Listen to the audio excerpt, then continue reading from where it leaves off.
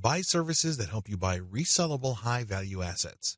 This business model involves you looking for services on Fiverr that involve researching or finding digital assets. These assets take many different forms. There are people on Fiverr that use all sorts of sophisticated software to quickly find domain names. You can then buy these services to get a list of those domain names that you could possibly buy. Buy some, and then try to flip them. Similarly, there are service providers on Fiverr that can help you find leads. For example, if you're looking for yoga instructors in Los Angeles, there are virtual assistants who can look up those people. They can get a name, an address, a specialization, and contact details. They can even find social media accounts. You bundle all that information, then you sell it to people who are looking to reach those prospects. Do you see how this works? This is one of the least known ways to make money on Fiverr. If you know what you're doing, you can actually stand to make a lot more money using this technique than most of the other techniques I shared in this training. Advantages. A lot of the services that go into finding and analyzing potential digital assets are actually cheap on Fiverr. We're talking about $5. How come? A lot of these service providers don't do it by hand. They don't have the time to do it by hand. Plus, they're too smart for that. They use software. Some of them have special coded software that they built themselves or they hired somebody to do it for them. Others use off-the-shelf software. Regardless of the tool that they use, you benefit because you buy their services at a low price. Next, you can buy these services to compile an asset. For example, you hire somebody to find a certain type of doctor in a certain city in the United States. You can then take that information and sell it many times over. You pay for the asset once, but you can sell it again and again. Another advantage you get with this business model is that depending on the asset, you can actually charge quite a bit of money. Let's get one thing clear. If somebody just wants you to find all the doctors who offer their services in the greater Los Angeles, California area, you probably won't be able to charge too much money. There's probably a lot of lists out there. In fact, a lot of them are free. What makes your list so special? Now, if you come up with a list of specialist doctors who are looking to buy an MRI machine because they have bought a related machine in the not-so-distant past, that list that you have can be gold. You can sell it to an MRI sales company or companies related to MRI. Do you see the big picture here? Good. It's quite lucrative. Finally, you sell assets with this service. For example, you hire people to find specialized domain names. Those are assets. This is very different from leads. Leads are those who can resell many times over, but are not assets. Disadvantages. The big drawback to this is the fact that it costs money up front. People finding assets for you or digging up information for you will not do it for free. No chance. You have to pay up front. Next, you have to pick the right assets to sell. Otherwise, you'll have many assets that won't sell enough to cover your costs. Again, going back to the doctor example, you might think that people will pay good money for a pure list of doctors from a specific geographic area. Think again. Those lead lists are probably all over the place. Why should they pay you money? You have to find specialized information. The same applies to domain names. You have to pick the right type of domain name that has existing demand.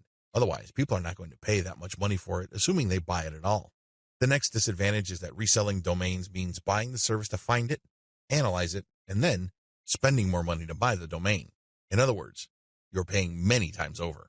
Wait, it doesn't stop there. Just because you bought the domain doesn't necessarily mean that you can automatically flip it. A lot of times, people who buy digital assets like domains have to hang on to it for several months or even several years for it to be worth quite a bit of money. There's a lot of opportunity costs involved. This is not a slam dunk. Finally, if you're using Fiverr services to find data that you can turn around and sell, please understand that you just can't advertise online, and people would line up to buy that data. Chances are high that you have to do direct outreach. This may mean that you would have to hire a virtual assistant to research businesses that may be interested in the data that you're selling and reach out to them. If you are extra proactive, you might want to hire call centers in places like the Philippines and India who do outbound sales. Basically, you'll just give them a pitch and phone numbers to call, and they'll take care of everything else.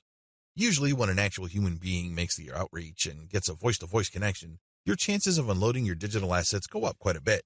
You're also able to charge a lot more money, but again, this is not a slam dunk. You have to have data assets that people would actually want to buy. It's anybody's guess if you have those kinds of assets, so you need to do your research first. Step-by-step directions. Step number 1, decide on what resellable asset you want to specialize in. Step number 2, formulate tightly defined research and production steps. This is extremely important. You cannot let your Fiverr freelancer do creative thinking for you. They work best when you have a preset list of decisions and analytical points for them to follow. They just need to go step by step to get the desired result. The less surprises, uncertainties, and discretion involved in the process, the better. Step number 3, contact top-notch researchers on Fiverr. Basically, you look for the type of services that are required to find this type of information or asset. The next thing is to look at the different researchers available. Look at their ranking, testimonials, and what people say about them. At this point, it's not a good idea to go cheap. Don't look for the lowest price service provider. Instead, look for somebody who is worth the money. Sure, you may pay a little bit more. However, if your results are solid and you have a high chance of reselling that data or finding the right asset, then you have struck gold. Step number 4, get the asset compiled. I'm talking primarily about data assets here.